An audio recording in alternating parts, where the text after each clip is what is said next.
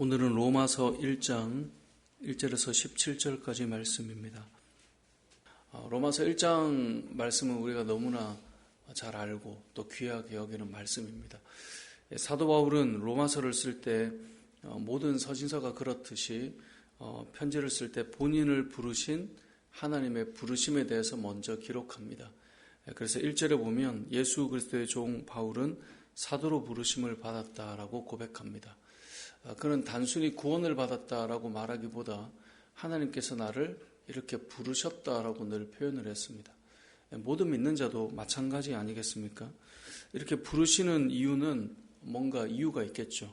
바울은 이렇게 표현해요. 1절에 보니까 사도로 부르심을 받아 하나님의 복음을 위하여 택정함을 입었으니, 그러니까 그냥 구원을 위해서 부르신 것이 아니라 구원하시고 우리에게 어떤 사명이 있는 겁니까? 복음을 위해서 택하셨다는 거예요. 이건 단순히 사도 바울만의 문제가 아니라 오늘 이 시대를 살아가는 모든 성도들도 동일하다라고 하는 사실을 우리는 기억해야 합니다. 저와 여러분은 하나님의 은혜와 이 구원의 기쁨을 누리는 사람입니다. 그런데 이 구원으로 부르신 그 이유는 우리를 구원하시는 그 은혜를 입게 하시고 또 다른 누군가에게 이 복음을 전하라고 우리를 부르신 것입니다. 그래서 사도 바울은 오늘 보면 1절에서 복음을 위해서 내가 택함을 받았고 부르심을 받았다라고 고백하고 있습니다. 이 고백이 1차적으로 우리가 이 로마서에 들어가기 앞서서 우리를 부르신 이유이기도 하다라고 우리가 먼저 마음에 좀 새기는 그런 말씀이 되었으면 좋겠습니다. 자, 그러면 그 복음이 무엇인가? 2절에 보면 이 복음은 하나님이 선지자들을 통하여 그의 아들에 관하여 성경에 미리 약속하신 것이다. 그러니까 복음이라고 하는 것이 단순히 그때 즉흥적으로 내가 너희를 살리고 구원하러 왔어, 그냥 이렇게 접근했다면 사실 받아들이기가 좀 어려울 텐데, 하나님께서는 구약에 있는 그 말씀들, 선지자들을 통하여서 예수 그리스도에 대한 이 복음에 대한 성경에 기록된 내용들 그대로 주님이 오셔서 혈통으로는 다윗의 혈통으로 나셨고, 4절에 보면 성결의 영으로는 말씀처럼 죽은 자 가운데서 부활하셔서 하나님의 아들로 선포되시는 이 실제적인 말씀 그대로의 성취와 사건을 통해 이거 진짜 복음 맞네 라고 받아들일 수 있도록 그렇게 오셨다는 거예요. 여러분, 신앙은 잘 생각해 보면 예전에는 덮어놓고 믿어, 맹목적으로 믿어, 그것도 하나님의 은혜라고 생각해요. 그렇게 믿어지는 것 자체가 은혜인데, 성경을 잘 읽다 보면 우리가 믿을 수밖에 없는 근거들을 성경은 다 우리에게 제시하고 있어요. 그러니까 우리가 생각을 좀 해보거나 진지하게 고민을 해보면 우리의 인생이 그냥 자연 발생적이고 진화론적으로 우리가 존재한다라고 말했을 때 정말 우리가 솔직한 심정으로 사회가 과연 구성될 수 있는가부터 시작해서 정말 진지하게 고민해 보면 우리의 인생이 왜 하나님이 필요한가, 이 모든 것들을 고민해 볼 수밖에 없다라는 거죠. 우리가 주일날 오후에 이 순전한 기독교라는 책을 좀 나누었지만 이 변증하는 모든 책들을 잘 읽어보면 우리가 진지하게 우리 인생에 대해 접근해 보면 그냥은 있을 수 없는 거예요. 뿐만 아니라 복음 역시 그냥 예수님이 어느 날 뜬금없이 와가지고 내가 너희를 구원하겠다라고 말씀하신 것이 아니라 이미 그 이전부터 하나님께서 주신 말씀이 그대로 이루어지고 성취되는 것을 통하여 이것이 정말 복음이겠구나 라고 받아들일 수밖에 없는, 그래서 성경을 읽고 읽을수록 우리가 지성을 가지고 접근하면 할수록 우리가 그냥 단순히 정서의 이야기가 아니라 하나님께서 믿을 수밖에 없도록 그렇게 말씀을 주셨다는 거예요. 그래서 2절에 보면 이 복음은 이미 우리에게 약속하셨던 것이 그대로 이루어졌구나. 3절, 4절. 그래서 사도 바울과 같은 이 학문에 능통한 자가, 요즘으로 보자면 최고의 학문을 공부한 자가 말씀으로 접근해 볼 때 부인할 수 없는 실체임을 경험하는 거죠. 그래서 이것을 한마디로 말하면 이 복음은 곧 4절에 보니까 우리 주 예수 그리스도시니라. 그러니까 복음은 곧 예수 그리스도시다. 이렇게 말씀하고 있는 겁니다. 복음이 무엇인가 설명을 엄청나게 길게 하고 많이 하고 풀어서 글로 접근할 수도 있지만 한마디로 복음은 예수 그리스도입니다. 그러니까 예수 그리스도를 만나는 것이면 우리는 복음을 만나고 경험했다라고 말할 수 있습니다.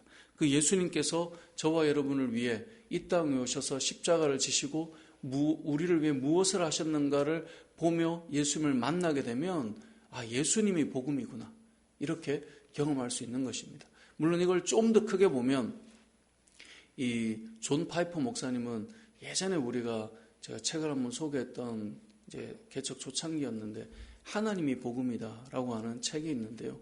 존 파이퍼 목사님은 그런 얘기를 합니다. 십자가 자체가 복음이 아니라 하나님 자체가 복음이다. 그러니까 하나님의 구원 계획과의 모든 것들을 통칭해서 복음이라고 여겨야지 성자 예수님의 십자가 사건만을 떼놓고 복음이라고 보기에는 물론 그게 복음 핵심인데 이것만으로 복음을 볼 수는 없다. 그래서 하나님이 복음이다. 이렇게 해서 그 책을 이렇게 써 내려가시는데요. 저도 이 교회를 다니면서 늘 복음하면 예수님의 십자가 이렇게만 생각하다가 이 십자가를 계획하시고 그것을 이루어 가시며 우리가 그 하나님을 만나고 경험할 수 있는 모든 하나님의 일하심이 다 복음이다라고 볼 수 있는데, 아무튼 오늘 이 본문의 내용은 바로 그 하나님 자체가 우리에게는 복음이다라는 거예요. 하나님을 경험하는 것 자체가 복음이다라는 것이고, 사도 바울이 그 복음 대신 예수 그리스도를 만났다라는 것이죠. 자, 이렇게 복음의 은혜를 경험한 사도 바울의 마음은 복음을 위해 택함을 받았기 때문에 복음 전하기 위한 그 열망이 있는 거예요. 그래서 이 7절, 8절, 9절, 10절, 11절 말씀을 보면 로마로 가고 싶은 그의 마음을 표현하고 있는 겁니다. 로마로 가고 싶은 이유가 무엇입니까? 이미 로마에는 교회가 세워졌고 복음을 받아들인 자들이 있지만 그래도 바울은 또 본인도 그곳에 가서 복음을 전하며 열매를 맺고 싶은 마음이 있는 거예요. 그래서 13절에 가보면 내가 여러 번 너에게 가고자 했는데 너희도 모르지 않는 것처럼 그렇게 가기를 원했는데 길이 자꾸 막혔었다. 가기를 원하는 것이 무엇입니까? 너희 중에서도 다른 이방인 중에서와 같이 열매를 맺게 하려 한다. 그런데 지금까지 길이 막혔다라고 말하고 있는 것이죠. 바울은 복음 전하고 싶었어요. 본인이 만난 예수님을 끊임없이 나누고 싶었어요. 그것이 어디일지라도 가고 싶었어요. 그러니까 우리가 뭔가 큰 은혜를 받은 사람의 특징은 그걸 나누고 싶은 거예요. 어디든지 가고 싶은 거예요. 이 복음 자체가 능력이 있기 때문에 내가 얼만큼 능력이 되나 이것을 따지지 않고 내가 만난 은혜를 나누면 되는 거예요. 우리는 거기까지 아니겠습니까? 그걸 너무너무 하고 싶었던 거예요. 그래서 바울은 편지를 보면 각 교회들마다 복음을 전해서 교회가 세워지면 거기에 또 편지를 써서 그 복음의 은혜를 또 나누고 그 믿음의 공동체 안에서 또 복음이 나눠지기를 원하고, 그게 바울의 마음이었어요. 우리 이 땅을 살아가면서 교회가 모여서 무엇을 하는 곳이겠습니까?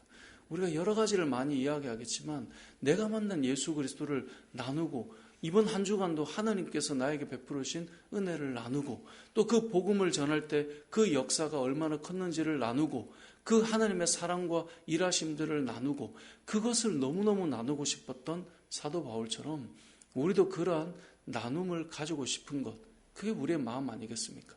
자, 그런 마음이 있을 때 무엇이 되겠습니까? 그들을 위한 기도가 이루어지는 것입니다.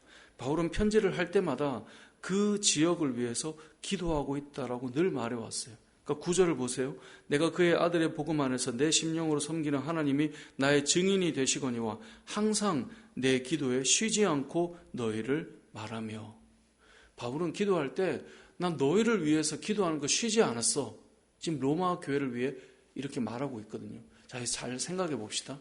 다른 서신서를 볼 때마다 바울이 항상 얘기해요. 내가 너희를 위해 기도하기를 쉬지 않았어. 바울의 기도는 기도의 시간이 길었을까요? 짧았을까요? 짧을 수가 없어요. 왜냐하면 편지대로 솔직하게 다 정말 기도했다면 내가 너희를 위해 기도했어. 여기에도 써있고 저기에도 써있고 저기에도 써있고 다 써있어요. 에베소 교회를 위해서 기도하지 않았겠어요? 로마 교회를 위해서 기도하지 않았겠어요? 빌립보 교회를 위해서 기도하지 않았겠어요?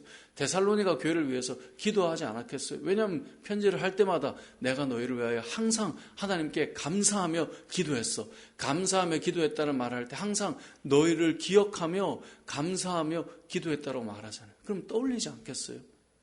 그 기도가 바울 안에 늘 있었던 것입니다. 제가 오늘 본문을 묵상하면서 제가 다시 한번 저의 기도나 우리 성도들의 이름을 부름과 그 부분을 또 한번 곱씹어 보게 되었는데요. 제가 예전에 이 신대원을 다닐 때 이제 강사 목사님으로 여러 목사님 모셨는데 잊혀지지 않았던 목사님 중에 한 분이 김인중 목사님이라고 계세요. 김인중 목사님께서 지금은 원로 목사님 되셨는지 모르겠어요. 워낙 제가 타교의 설교를 요즘엔 많이 잘 안 듣고 있는데 그분께서 그 얘기를 하시더라고요. 안산에 개척을 하고 본인이 기도를 하는데 안산 지역을 놓고 기도를 하셨대요.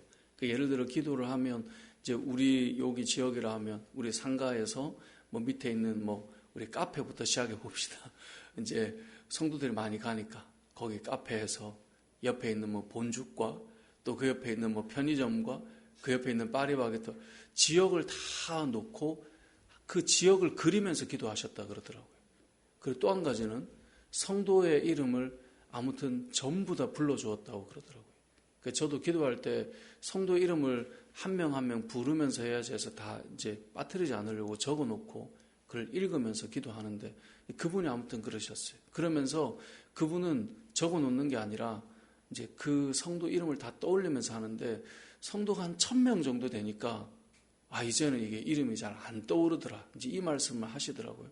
근데 저는 그게 너무나 인상적이었던 게 목사님께서 성도를 어떻게 다 만나고 그 많은 인원을 다 어떻게 하겠습니까? 근데 분명한 건 그 한 사람 한 사람을 읊어 가시더라고요.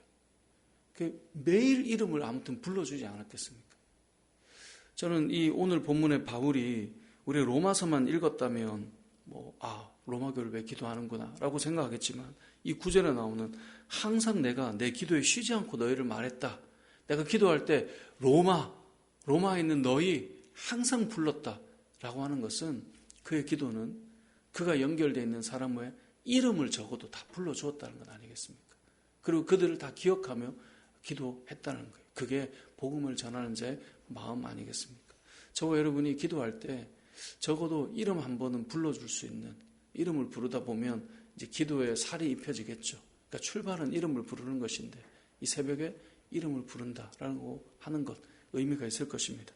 말씀 좀 길어졌지만 그리고 우리가 기억하는 이 복음이 얼마나 능력이 있는가 이것을 바울이 늘 생각했습니다. 그래서 15절, 16절, 17절은 너무나 유명한 말씀이죠. 15절에 보면 그러므로 나는 할 수 있는 대로 로마에 있는 너에게도 복음 전하기를 원하노라. 앞서 말한 것처럼 바울은 어디든지 복음 전하고 싶었고 로마에도 그렇게 가고 싶었던 것입니다. 그 이유가 뭐냐? 복음의 능력이 그들에게 전할 때 나타난다는 사실을 확신했기 때문에 그렇습니다. 전도하는 자들이 왜 또 전도를 하러 나갈 수 있는가? 전도할 때마다 그 전도하는 가운데 역사하시는 하나님의 능력을 보기 때문입니다. 그래서 또 나가고 또 다녀와서 또 그 고백을 하고 그 일들을 반복하는 것입니다. 그 이야기를 16절, 17절에 기록해 놓은 것입니다. 내가 복음을 부끄러워하지 아니하노니 이 복음은 모든 믿는 자에게 구원을 주시는 하나님의 능력이 된다. 이 복음이 아까 예수 그리스도였죠. 내가 예수 그리스도를 부끄러워하지 않는 이유는 내가 예수 그리스도를 전할 때 그 안에 능력이 나타나기 때문이었다라고 말하는 거예요. 신앙생활을 하면서 계속해서 은혜를 고백하는 사람은 그걸 부끄러워하지 않아요. 어떤 이는 뭐 저렇게 계속 얘기하나 말할지 모르지만 또 얘기하고 또 얘기하는 거예요.